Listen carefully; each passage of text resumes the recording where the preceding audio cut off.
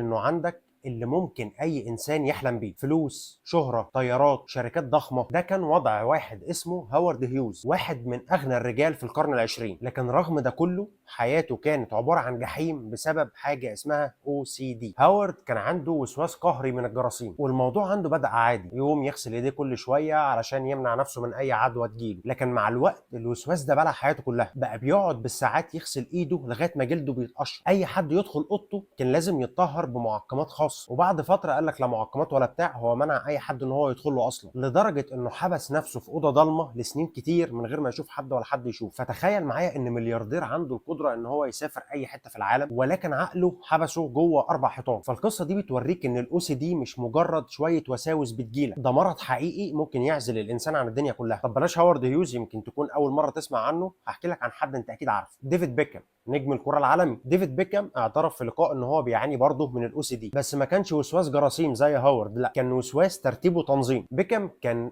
كل حاجة حواليه لازم تكون في خط مستقيم. لو عنده علب في التلاجة بتاعته لازم يكون عددها زوجي، لو لقى 3 علب ينزل من بيته يجيب علبة رابعة علشان يبقى 4. بيحكي انه بيقعد ساعات كتيرة قبل ما ينام يرتب في اساس البيت، يا اما كده يا اما مش بتغمض له عين. قصة هوارد وقصة ديفيد بيكهام بتوريك ان الOCD ليه اشكال مختلفة، ممكن يكون غسل ايدين، ترتيب، افكار متكررة بتجيلك. ففي الاخر هو مرض زي اي مرض ممكن يجي لاي حد. ولو انت زي اغلب الناس غالبا هتكون بتتخيل ان الوسواس القهري ده شكله ان انا بحب كل حاجة تبقى مترتبة ومتنظمة، او يمكن وانت جاي تظبط المنبه قبل ما تنام في مره قلت لنفسك يا رب ده انا OCD جدا، دي 3 مره ابص في المنبه. او انك بتلعب دومره مع اصحابك قاعد عمال ترتب في الانصاص علشان يبقوا كلهم على نفس الخط. ولكن الحقيقه ان الوسواس القهري مش ده شكله، الوسواس القهري شكله مختلف تماما. خلينا نبدا بالاساس: حوالي 1% من الناس في العالم جربوا الوسواس القهري اخر سنه، وده على فكره اقل بكتير من اغلب اضطرابات القلق اللي ممكن تيجي لاي حد. فيعني احصائيا على الاغلب انت مش من ال1% من الناس دي، يعني انت ما عندكش وسواس قهري، لكن ممكن يكون عندك او تعرف حد عنده. ورغم ان هو مش منتشر جدا ولكن هو مشكله كبيره، لانه حوالي نص المصابين بيه بيعانوا من اعاقات حقيقيه في حياتهم، وعلى حاجات بسيطه زي مثلا دخول الحمام، الرد على الرسائل، ان هم يروحوا الشغل او المدرسه، او حتى ان هم يقضوا الوقت مع الاهل والاصدقاء. فدي بتبقى حاجه صعبه جدا بالنسبه لهم وبتستهلك منهم وقت ومجهود كبير. فلما بنقول على نفسنا ان احنا وسواسين لمجرد اننا منظمين شويه او بنحب نتشيك على الحاجه مرتين، فالحقيقه ان احنا كده بنكون بنستخف بمعاناه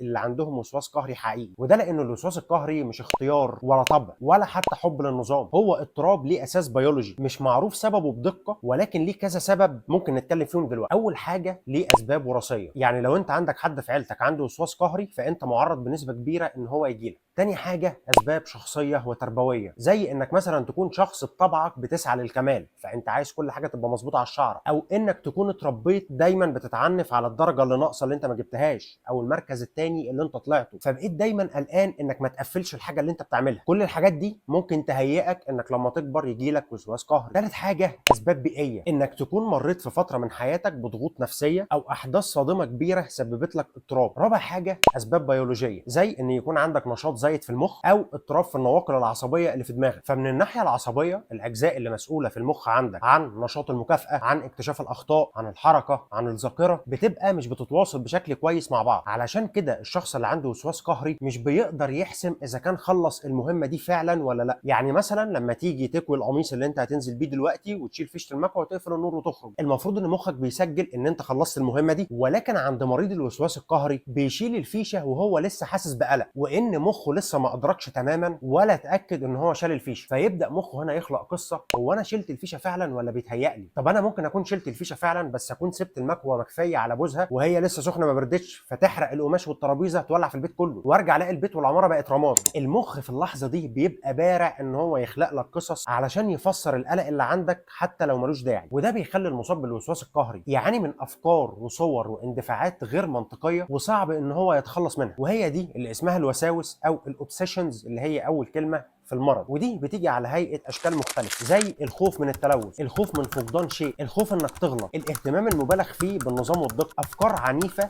او جنسيه او دينيه بتجيلك بشكل متكرر. وعلشان تواجه الوساوس دي او القلق ده لما بيجيلك، فبتقوم من مكانك تعمل افعال قهريه كومبالجن علشان تهدي الوساوس القهريه اللي جات لك دي، وده اللي بيفسر تاني كلمه من المرض. والافعال القهريه دي برضو ليها اشكال كتير، زي مثلا غسل الايدين او النظافه بشكل مفرط، انك تعيد وتزيد وتفحص في الحاجه اكتر من مره، انك تكرر فعل معين او جمله معينه لحد ما تحس ان هي صح. واحيانا الافعال القهريه دي بتكون حاجه ذهنيه، زي انك تقعد تردد ادعيه كتير او انك تراجع موقف في دماغك باستمرار. بس المشكله الحقيقيه ان الافعال دي بعد ما بتعملها فانت برضه دماغك مش بترتاح، بالعكس انت بتدخل في دايره مفرغه اسمها دوره الوسواس القهري. الموضوع بيبتدي بفكره وسواسيه، بعد كده تسبب لك قلق تؤدي بيك انك تعمل الفعل القهري اللي قلنا عليه، ترتاح راحه مؤقته بعدها ترجع لك نفس الفكره تاني، وهكذا هتلاقي نفسك بتلف في حلقه مفرغه. والنتيجه في الاخر انك بتلاقي ان سلوك القهر ده بيزيد وبيتضاعف، وده بيأثر على حياتك وحياه اللي حواليك بشكل كبير. والعنصر الاساسي في الوسواس القهري هنا هو الشك. الشك بيتملك من عقل المصاب، هل انا عملت الحاجه دي صح؟ هل انا دوست على حد بالعربيه وانا ماشي؟ هل انا لمست سطح ممكن يكون ملوث ويعيني؟ هل قلت الدعاء ده او الصلاه دي بشكل غلط فهروح النار؟ وبالتالي ده بيخلي المصاب يعيد ويزيد في الافعال دي كل شويه. الوسواس القهري اتوصف في علم النفس بان هو سارق للوقت، لانه بيستهلك وقت وجهد كبير في حاجات تافهه، حاجات بسيطه مش مستاهله كل ده. وهنا انت ممكن تيجي تسال نفسك سؤال، هل انا من الناس دي؟ هل انا فعلا عندي وسواس قهري؟ الحقيقه ده سؤال ممكن تساله فعلا لنفسك، لان الافكار اللي بتيجي للمرضى بالوسواس القهري هي ممكن تيجي لاي حد في اي وقت، زي مثلا انك يجي لك فكره وانت على محطه المترو انك ممكن تقع دلوقتي وتداس، او فكره خطيره تجي لك عن طفلك اللي قاعد في البيت دلوقتي، او زي مثلا لو تفتكر لما كنا في الكوفيد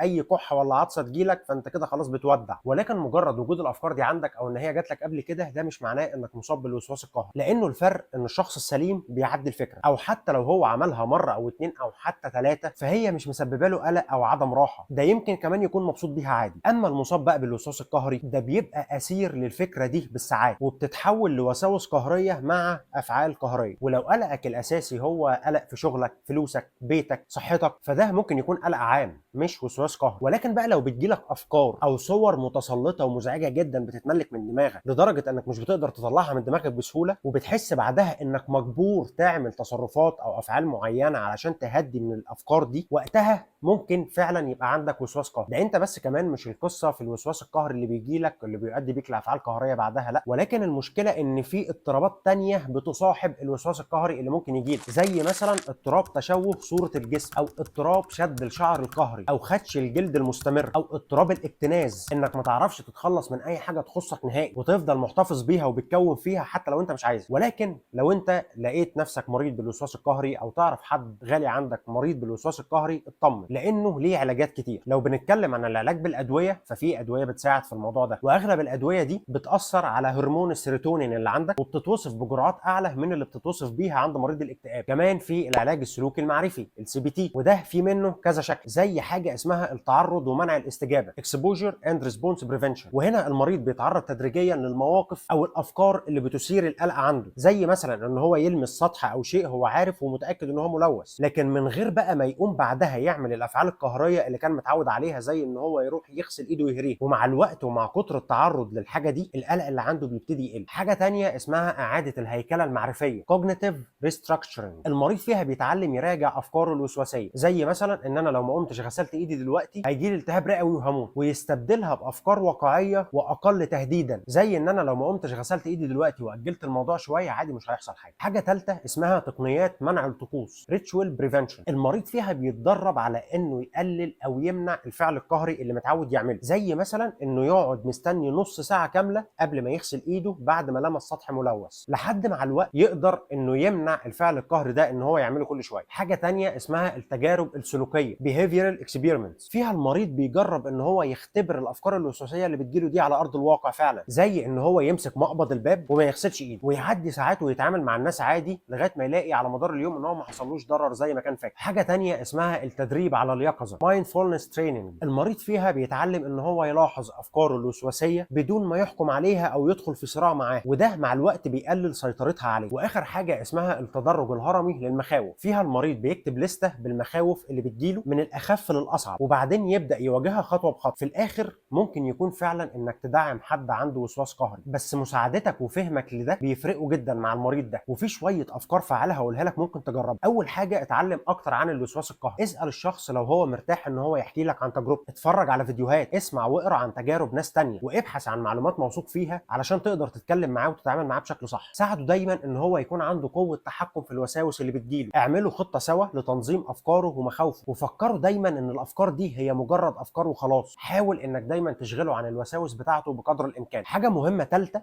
حاول انك ما تشاركش في الوساوس بتاعته، لانه ساعات بيبان انك لما بتيجي تطمنه او انك تشاركه في الوساوس اللي بتجيله فدي كده حاجه مفيده ليه، خصوصا لو هو متضايق، ولكن على المدى البعيد ده بيزود المشكله. حاول تتفهم مشاعره ولكن حاول في نفس الوقت انك توصل له بلطف انك مش عايز تشاركه في الوساوس دي، وان هي في الاخر مجرد افكار مش حقيقيه. اخر حاجه، خليك طيب وصبور وما تحكمش عليه، وافتكر ان مخاوفه هي حقيقيه بالنسبه له. لاحظ انجازاته حتى لو صغيره، وشجعه وفكره انه دايما يكون رحيم مع نفسه. واخر حاجه، خليك رحيم مع نفسك انت كمان. ما تلومش نفسك لو عملت حاجه غلط من غير قصد، او لو اللي قدامك لسه بيعافر مع مرضه. اعرف ايه اللي في ايدك تعمله وتساعده بيه، وايه اللي بره ايدك، ووجهه للعلاج مع الاطباء اللي مختصين في الموضوع ده، لان هو ده الحل الامثل ليك. فلو انت مريض وسواس قهري واستفدت من المعلومات دي، او تعرف حد في حياتك عنده وسواس قهري والفيديو ده افادك في التعامل معاه، اعمل لايك وشير وسبسكرايب للشانل عشان تشوف كل الفيديوز الجايه.